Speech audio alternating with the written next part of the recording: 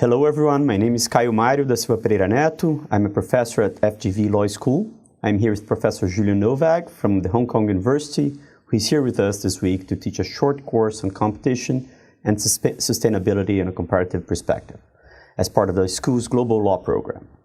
Julian Nowag is an associate professor at the Faculty of Law at the University of Hong Kong and also holds an appointment as associate professor in EU law at Lund University. He's specialized in competition law and sustainability, exploring the intersection between competition, technology, and environmental regulation.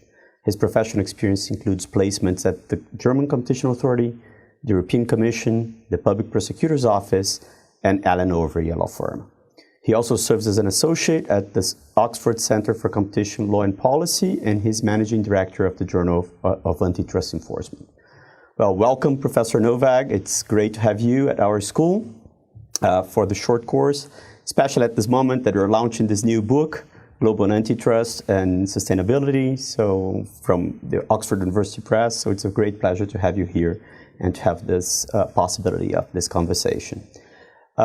So let's start talking about sustainability and competition. And from an economic perspective, how do you see the relationship between competition and sustainability? It's, first of all, super nice to be here. During this time, we're just seeing debates around the soy moratorium, and I think nothing could be better in terms of having the discussion about sustainability and competition than a time like this. And I'm here, and my book came literally out yesterday night, so it's a good time to be here. But coming to your question about the relationship between sustainability and competition, from an economic perspective, well, there are a number of studies. We can look at empirical studies and theoretical studies. And in terms of empiricals, you have some studies that show how competition can drive sustainability, how competitors, when they are competing on sustainability levels, they might basically increase the overall sustainability levels. On the other hand, there are some studies that say, well, the stuff that we all maybe intuitively might say, that the race to the bottom happens, everyone trying to cut corners and so on. So empirically, it's a mixed picture. The same is possibly also true with regard to the theoretical elements that can possibly explain some of the empirical findings. So if you look into it, then we can maybe, and I think it's a good way to start, there are studies that basically tell us that competition, assuming the standard assumptions in economics, really helps drive sustainability, in particular when consumers care about sustainability. I don't think that's particularly surprising if you think about it. Competition drives companies to do what the consumers demand. And if the consumers demand sustainability, then obviously competition will drive up sustainability. But it relies on a number of assumptions, and I think we always need to look a bit into whether these assumptions are true. Are consumers really happy and willing to pay? How much are they willing to pay? Are companies actually the ones driving here the market? Maybe there are NGOs involved that have slightly different motivations than profit-maximizing companies. So all these things are also relevant or reflected in the theoretical literature. So also there you see this kind of mixed picture. It can be both. It can be good and it can be bad. Sure, I think that's what makes this field so interesting, right? I mean, because you have these ambiguities where competition can actually foster sustainability sometimes, and other times not, and that how we bring into the picture competition authorities, right? I mean, how do you think competition authorities can act to foster sustainability? What's their role in this whole this debate and whole discussion?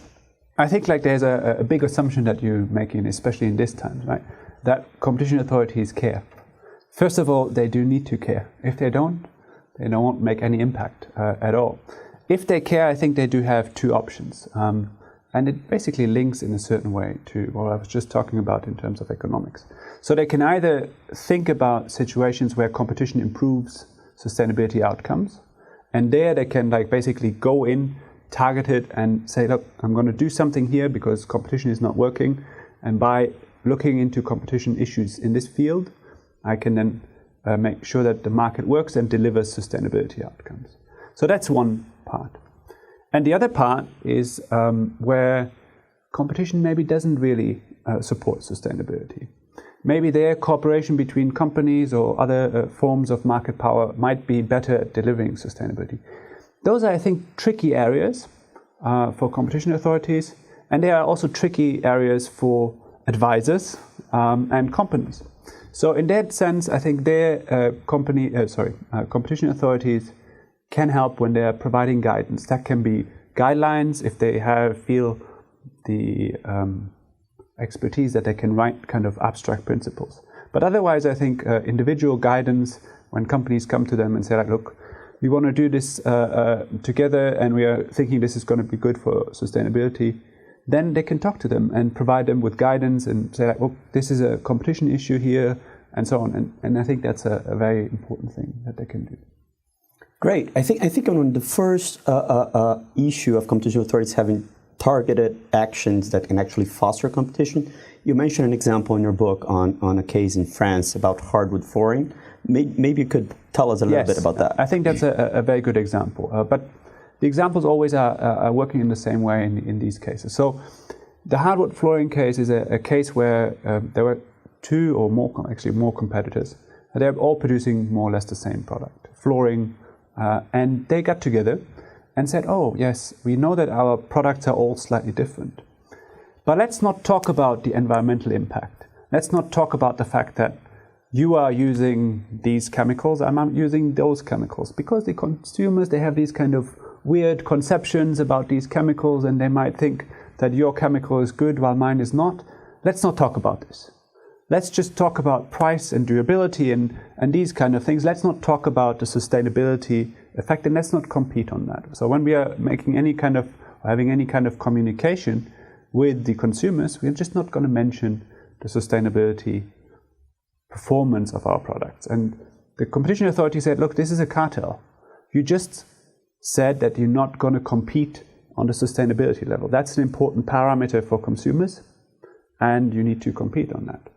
And they find those companies for that behavior. Super interesting. So this is the type of agreement where companies are agreeing not to compete on sustainability issues.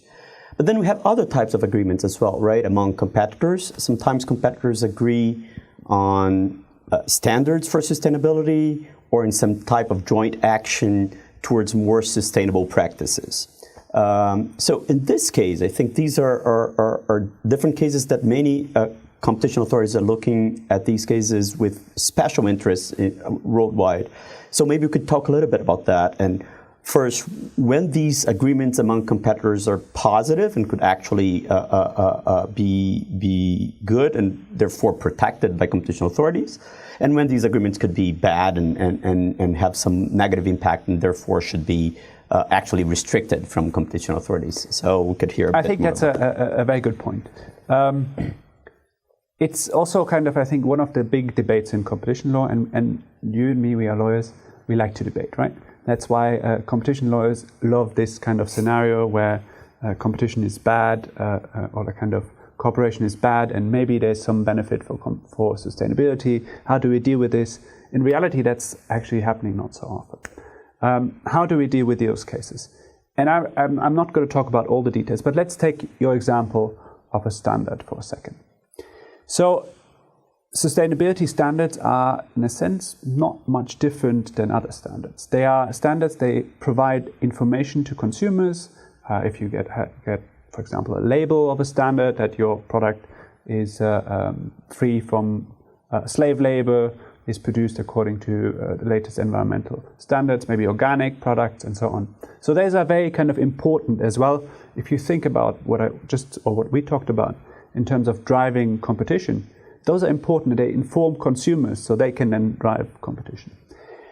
However, with these standards, they are pro-competitive, but they can also be anti-competitive, right? They can be used to price fix.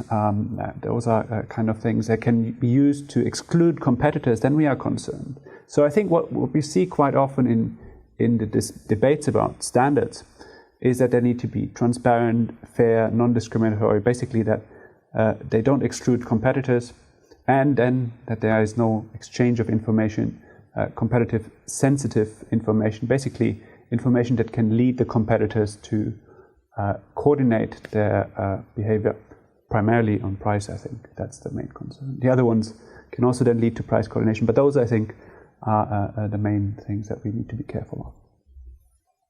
This is great. Thank you so much for being with us, Professor Nowag. It's been a pleasure to receive you at our school for the course, for this conversation, and for all the events that we had this week about this very important topic, especially at this moment, as you mentioned, in Brazil. Thanks so much for having me. It was a great pleasure to be here, and it's a shame that I wasn't able to be here longer. But I hope to come back. Please do.